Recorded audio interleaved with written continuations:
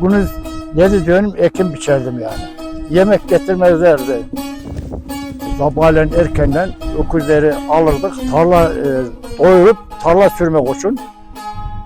Sabah güneş doğana kadar güderdik gece, belimizden aşağımız su olurdu. Böyle o halde elektrik tarlaya koşardık. Öğlene kadar çift sürerdik, tarla sürerdik. Sürdüğümüzde 1-2 dönüm anca sürer. Ondan sonra koyduk gene kutmaya.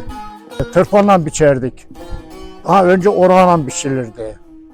Sonra tırpanla biçtik, deste çekerdik, güvenle süverdik, savururduk yani. Harmana getirir, tınas yapar, savurur, denesini alırdık. Yani bir ay ekim biçerdik, bir ayda düven sürerdik. 15-20 günde tınas atan, saman çeken, dene çeken öyleydik yani. Yani senemiz tarlada geçerdi. Baharın başardık, bayağı çok zaman yetiştiremez, kar yağardı.